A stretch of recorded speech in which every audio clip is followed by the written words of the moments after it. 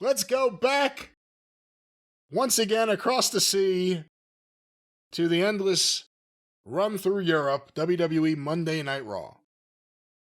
Well, I mean, go back and if the folks can, depending on what manner that they're listening to us, consuming our show here, because what we just said for SmackDown, it's old at this point, and I mean, it worked with Cena and Cody. I like the crowd was into it also, but again, this is a 2.5-hour show, and by the time that the singing and the chanting and the woeing and the cheering, it's a dream crowd, but goddamn, it makes it a slog to listen to or watch some of the television programs. But having said that, they tried a lot harder with Raw. Raw had more oomph to it. Raw had more shit going on. Raw had more mayhem and chaos and build to these big matches than SmackDown did. I think we can say that without fear of contradiction. Yeah. It's just between the commercial and this is on Netflix, between the commercials and the travel logs and the spots and the long entrances and the backstage people chatting with each other just to fill up time. I got no on-screen fast forward. And I'm trying, when they go to break, I'll come back in 3 minutes. They're still in a commercial. I come back in 2 minutes. They're still in some kind of fucking spot. It's like trying to drill for oil. You don't know where to go when you're going to hit a gusher and actually see something you want to see. Are you having this problem, or you just leave it on and multitask, don't you? It's become that, yeah. It's not must watch. There may be a must watch segment, and they've started off the show with Cena. It's interesting that's been starting the show. Yeah. But there's a lot of stuff that you kind of pay attention to, but you don't have to stop doing what you're doing on the computer while it's on. And then there's other stuff you really want to see, and you want to see everyone's reactions, and you want to see everything. Again, the fans are singing to everything, so everything just feels like it's at one level. But I thought, well, this one was. Oh, go ahead. No, that's all I have to say. Well, this one was even better because they had more words to the song and they did more of it. But again, they were in London for Raw this March 31st. They announced the number on the show, I think 16,566. If they were full last Friday, that means there's 33,000 tickets in 2 nights in the same city. And the arena shot, before they even played any music, before anybody even came out, they're panning this giant packed arena, and the fans are going, "Let's go, Cena. Cena sucks." Before anything's even happened. And then they play Cena music, and then John Cena sucks. John Cena sucks. And he comes to the ring, and they bring the music down, and the crowd makes various chants and noises. And he raises the microphone like he's about to talk, and Cody's music plays. And now we start this process all over again. They're singing his song, and the whoa! And he's hugging fans and kissing babies on the way down the aisle. He's dressed in Al Capone's Halloween suit. And the music comes down, so the whole arena sings the final verse a cappella. Oh, a cappella. You didn't know I could sing a cappella, did you? And then they sing, period. But yeah, go ahead. Oh, come on now. You're just jealous. And then they sing Cody Rhodes, and more sweeping crane shots of the packed arena. We're 10 minutes into this fucking program. People have walked to the ring to be sung to. But then finally, Cody started, and his whole thing was, how you going to make fun of me? How you going to, blister me here with, are you my lisp? And the fans chanted Stardust. And the neck tattoo, and the fans chanted Cody Rhodes. Are you going to say I got booed in a company that I created? And they kind of glossed over that. Let's go, Cena. Cena sucks. And Cody demands to know why. Tell the people why. Why? Let me jump in here before you review the rest of it. What did you think of this? That this is kind of the tact they've taken. This is the road they've gone down. The idea that Cody got his ass kicked by Cena, who turned on him, betrayed him, and beat him up, choked him out in front of The Rock. And they've done these promos these last few weeks, and now it's, tell them why they deserve to, like, I don't know. I don't know if that's the best. I'm more mad that he parked on my grass and dug a hole in my yard than what he said to my neighbors. What? I agree. There's a bigger offense here. Cody should be more mad at whoever told him to wear that suit. Well, that's another thing entirely. Between the buttons that were Rolling Stones, what the hell was that? But that's the thing is he kicked him in the balls and he humiliated him, but then they still had 2 months and they can't beat each other up every week, and they're excellent promos. Both of them can talk their ass off, but I get what you're saying is that it's, and plus they have to just stand there and look at the other guy that, you know, they're kind of mad at or whatever, have the issue with for a while, that they're sung to for so long. It does take some of the urgency away from these exchanges. I want Cody to be mad that someone kicked his ass. I want Cody to be mad that his hero, in his own words, that his friend turned on him. Not, you have to tell the people what this is about. Like, that's where, give me a fucking break. You know, just be human. That's why Cena, it was the ultimate heel promo because he told the truth throughout this whole thing. And Cody stood there and heard it.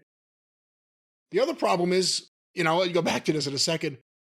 You just need someone in between them. The fact that Cena keeps getting right in Cody's face, right in his face. And that's another thing, even when there's an announcer that's allegedly conducting the interview and it gets interrupted and there's a back and forth, just visually and subliminally, there's somebody there that's still in control. They can't just begin fighting, but they've been conditioned that there's nobody there and they can just begin fighting. And then it's a letdown when they don't just begin fighting. But Cena goes back because he said, yeah, he cuts the promo. I'm not going to cook you. I'm going to bury you. I don't bury talent. I am talent. I bury mediocrity. And he answered all his critics and said the only reason is because basically I've been too good. It's not that I've buried anybody else or kept anybody else down. Cody's a manipulator, was riding my coattails. And I made this company so great that the WWE can hand the reins to my chauffeur, because Cody used to drive him around.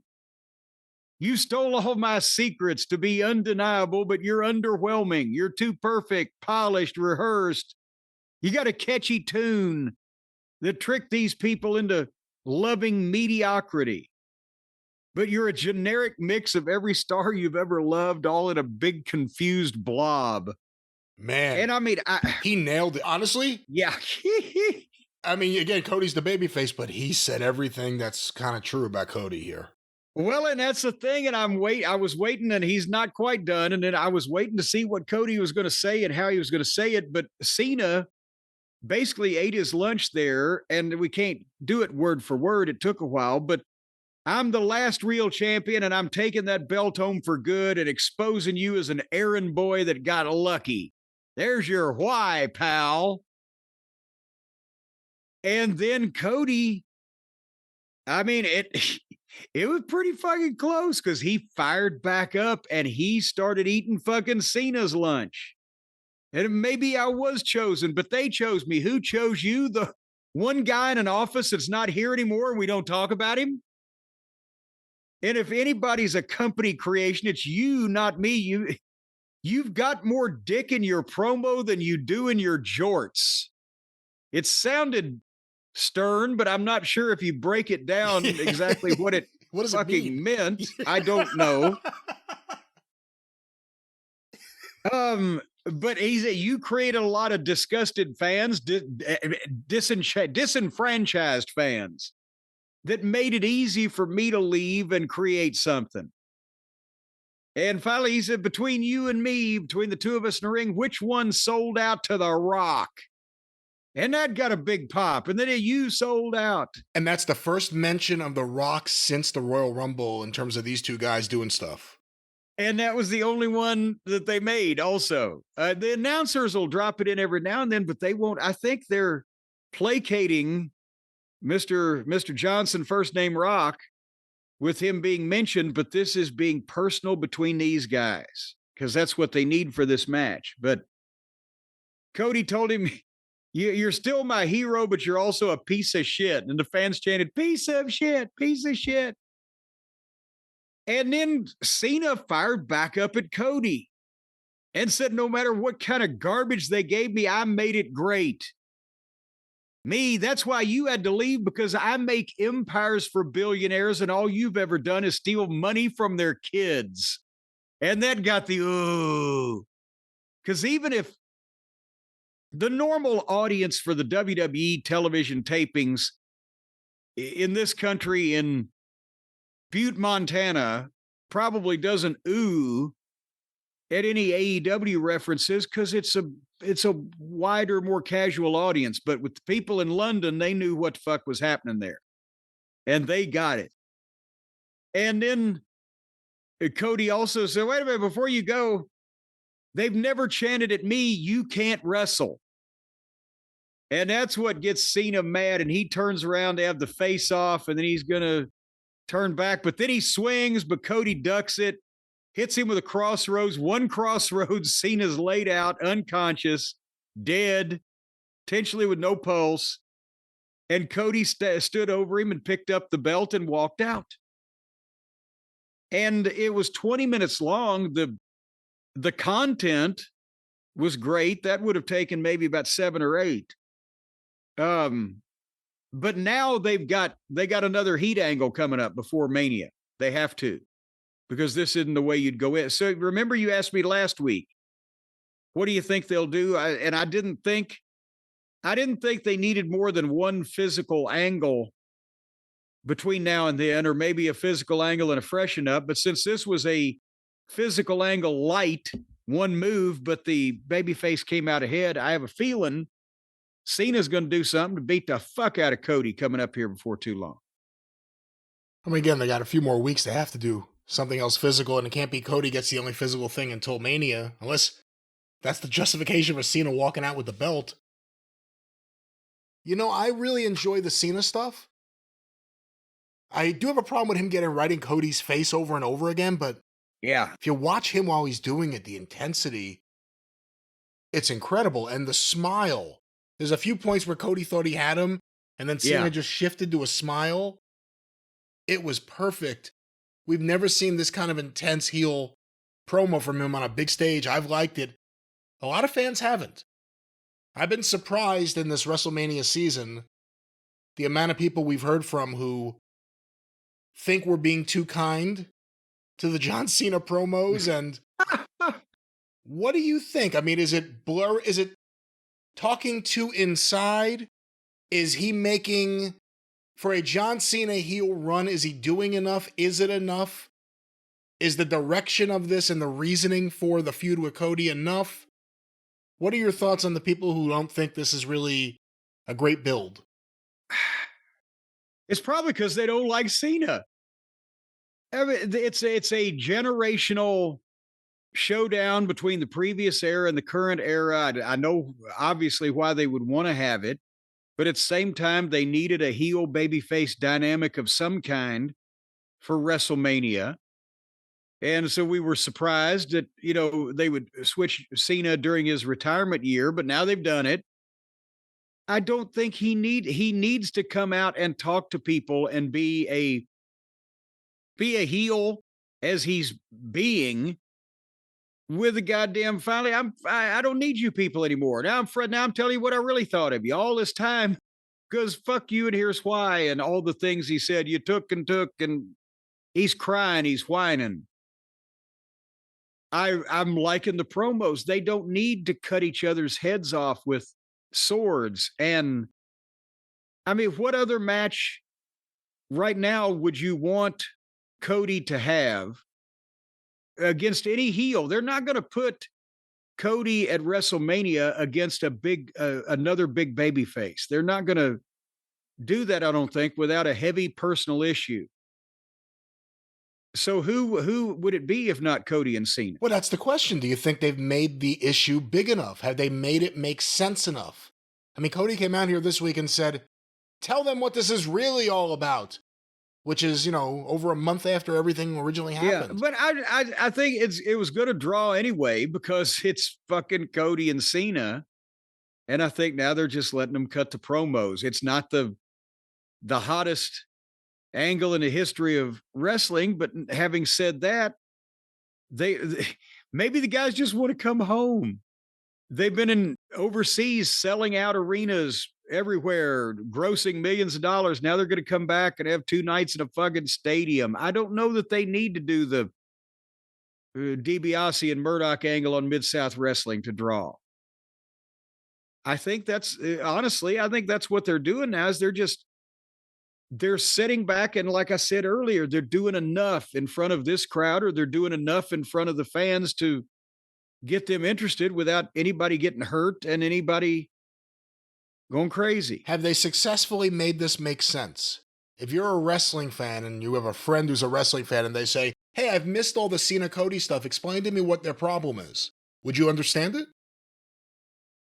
Now, possibly. Beforehand, it was just that, Cena sold out to The Rock and kicked Cody in the balls, but we don't really know why because what Rock offered Cody when he turned him down, Cena already has. He's a movie star and a millionaire and all that stuff.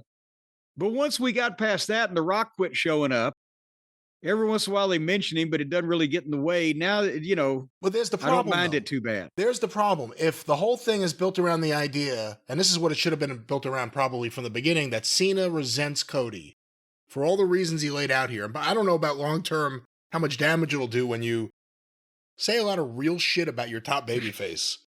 I don't know, but there's at least something there. If between now and WrestleMania, The Rock and Travis Scott show up again on TV and do something, does it ruin all the progress of this?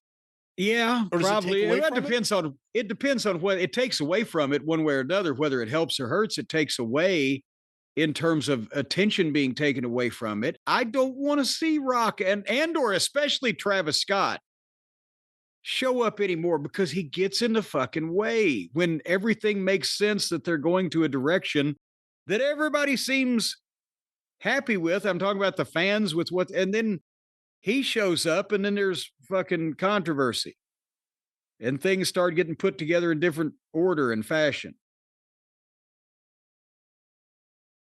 Well, we shall see what happens. Again, we still have a few more weeks. WrestleMania would kind of be right around now. It would either be this past weekend or this weekend coming up traditionally. And here we are. We have weeks to go. And yeah, I really hope they get back to the normal schedule. I think the gap between the Rumble, then the Elimination Chamber, and WrestleMania was way too long. We are living it. It is way too long as we are living it right now. Yeah, well, actually, now I haven't missed having to watch another 4 hours of fucking wrestling to talk about it. It's been refreshing, but it is for their purposes a little long in between. That's why they're kind of repeating and they're stretching. Phil. Anyway, there was another deal before we get to the main event of the evening or whatever we're coming up on. Jimmy Uso and Gunther. And this was another one where I was trying to fast forward through commercials and the match was already in progress when I found it and I didn't want to lose it again because I love Gunther. As I said, him, Drew McIntyre, 2 of my top 5. He's unique today. I don't get tired of watching him and he can make something out of anything.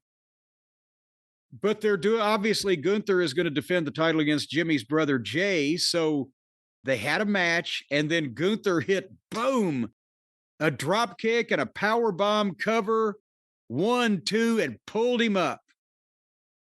And then started taunting Jimmy and hit him with a big boot and hit him with a clothesline and cover, 1, 2, and pulled him up. And I haven't seen this deal done in a long time and I haven't seen it done properly in even longer than that. But they did it here. Jimmy was selling and trying to pull himself up with the ropes. And Gunther grabs him with a sleeper and puts him out and wins the match and puts on the belt with his music playing. And then he goes back to Jimmy and puts the sleeper on him again. and won't let go. And then here, Jay's music plays. And Jay hits the ring and they have a fucking fight. And Gunther takes off through the crowd. And then Jay goes to check on Jimmy. And that was a great deal. But when they go to the break, when they come back, they're showing Jay helping Jimmy out and, trying to recover from what happened previously. And here comes Gunther again and attacks him from behind. And security's trying to stop him. And he power bombs one of them on the stairs. And then he posts Jay and then gets a zip tie from one of the security guys who one of the announcers dropped in. Well, yeah, they're known to carry the zip ties. These fucking security guys didn't look like they were allowed to carry anything but plastic sporks. But he zip ties Jay to the rope and then beats the shit out of Jimmy while taunting Jay. And hit Jimmy with the title belt and taunted some more. And Jimmy came up bleeding. And then when they got kicked into it, Gunther just beat Jimmy bloody and choked him out right in front of Jay. And Jay couldn't reach. And Gunther was covered in Jimmy's blood. And that part was a great heat angle. But when Gunther got the zip ties out and then started the taunting, and I don't know whether he was waiting for Jimmy because Jimmy wasn't coming or what, but it took too long in the middle where Jay was zip tied and just trying to reach and pull, and Gunther was taunting. And even then, when he got a hold of Jimmy, the officials, the referees, the agents were around ringside. And one of them, the security guy, had already got power bombed, but there was people wearing suits and ties around ringside. If they weren't going to be trying in vain, frantically, to free Jay so that he could help Jimmy, then they should have all fed in and let Gunther chop the fuck out of him. Because with them standing around the ring, that part, when there was not a lot going on with the talent, again in the arena and even subliminally to the people in the television audience, the focus of their attention goes from, oh my God, look what he's doing to Jimmy in front of Jay, to, well, why don't those motherfuckers do something? They're just standing there. It took a little sharp off. It's like the thunderstorms when they don't come through at peak heating. They come through in the middle of the night when it's a cooler and it's taking a little bit of the fuel away. It takes a little bit of your fuel away in the presentation that you're trying to create without people frantically trying and failing, whether they're jumping up and Gunther's kicking them off and then going back to Jimmy, or whether they can't find anything that'll cut through that heavy plastic and they're sawing with something. There has to be an attempt. Do you see what I'm saying? This was great, but the pace should have been picked up and the middle tightened up. And because this is the kind of angle that they used to do to get fucking fans in the ring. And they really could have created some jeopardy there, but it was a little bit long and a little bit slow. Tell me what you think. I thought it was a lot a bit long, to be honest with you. Well, and in English next time? Yeah, maybe. It took a while. It was a good angle. It's the best thing with Gunther in a little while. What do you think they're going to do at WrestleMania? Oh, Jay's winning that belt. You think Jay Uso's winning the world title? Oh, yeah. Well, if not, then he'll be ready to have some sad singing and slow walking, as Troy Graham would say, and let him be laid out and have words spoken over him. The whole thing, they've made Jay look like a klutz. He slipped on a dive a couple weeks ago, so now they're doing the deal where he's lost his confidence. Gunther's in his head, or however they're phrasing it, and Gunther's beating his brother bloody in front of him. I mean, if he's not winning the belt at WrestleMania, then Jay has been significantly damaged as an attraction to me.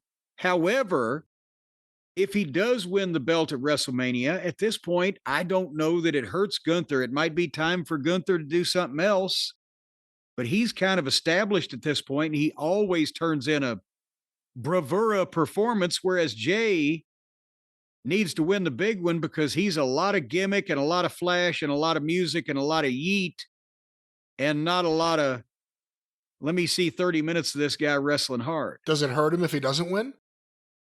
Oh, definitely. I mean, that's the thing. It doesn't hurt Gunther, I don't think, badly. And at this point with him setting records, big deal if he loses, but it fucking kicks Jay in the balls if he loses, if he doesn't win that belt. So that would be unless they've said, well, maybe, Jay, you want to take a year off? Okay, we'll do this angle just like this, and then Gunther will beat you. Thanks for coming. That's the only, otherwise he's winning. What do you think of fans who are upset, and I kind of think it's a non-issue, but Jey Uso and Charlotte Flair win the Royal Rumble. Some fans think that it's not about getting your title match at WrestleMania, it's about getting the main event at WrestleMania, and obviously the main event for night 1 or night 2 is going to be Cody versus Cena, and then the three-way match with Roman, Punk, and Rollins. There's some fans who think Jey Uso and Charlotte got gypped out of being in the main event. Well, as much as I even like Charlotte, no, sorry. That wasn't going to be the goddamn main event to begin with. To me, the tradition has been the main event is, at least for the last couple of years since they've had it, the main event should be for whatever world title, each night, and or last year they did the tag team thing. But no, Charlotte doesn't have an opponent right now, whether it be Rhea Ripley, my other favorite, or anybody else that would deserve main eventing over 3 or 4 of these matches. And so I can understand people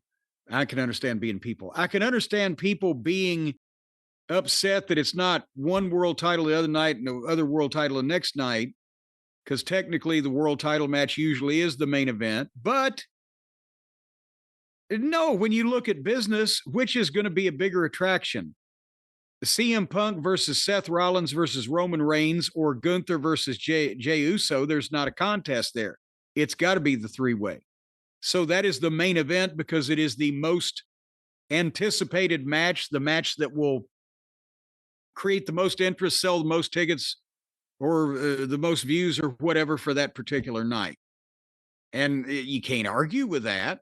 So then it just becomes, are you mad that, Jey Uso is not a strong enough challenger against Gunther to be the world champion and fucking main event the show? It's not my fault. Would you want to close the show with a big yeet celebration? If you're going to do it, and you're going to have whatever, I don't know what ticket sales are, 45,000 people standing up doing the yeet, do you end the show with that kind of celebration? I don't think it needs to end the show to get a massive, great feeling and a feel-good moment and all kinds of highlights and footage out of that. I don't think it has to be on last. And it depends on what they're doing because have we figured out nights yet? Because whatever night that the Jey Uso and Gunther match will be on, make them feel good, especially if the main event, what goes on after, might not make them feel good. They might not be happy about that. So at least, it just depends on what else is going on that particular show. All right. Well, speaking of particular shows, you mentioned the main event. But, did you see the tag match before you? Oh, yes. Braun and Penta and Finn and Dom. And again, they didn't give this very much time. They did the, maybe 2 minutes to the break deal. I love Braun Breaker's comeback where he gave Finn and Dom a double vertical suplex and held them for a second. And then Braun and Penta, I will say, meshed better as a team than what you might have been feared that they might. And they even did the old Steiner Bulldog off the top rope tag team move. But again, basically, they went kind of an awkward setup at the end of the thing, but Braun was coming with a spear, trying to spear Finn, and Finn moved and he speared Penta instead, and then Finn double stomped Penta 1, 2, 3.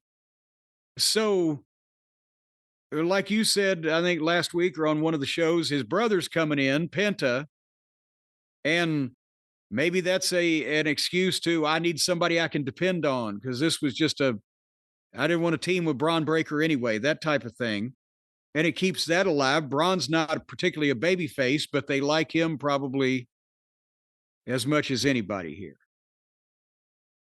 Well, was that what you were talking about? There was that match. There was also AJ Styles and Logan Paul. Did you see that? Oh, yes. Oh, yes. I was a fan of Logan Paul's when I said, wow, this guy's a natural, and holy shit, he's exceeding his time in the business and his experience level. And boy, he can really talk and be a heel. And then we found out he is just a fucking dick in person. So he's not even really talented. He's just playing himself. He's very Trumpy. But AJ came out. Does AJ look lost to you?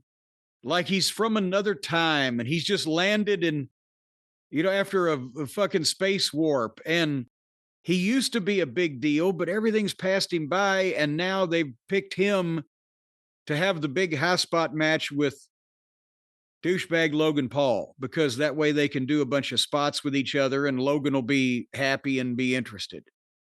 Was that what it seemed like to you when they exchanged their awkward scripted verbiage? And at one point, Logan Paul just broke into a tirade on the audience and ignored AJ, just walking past him, insulting each audience member individually.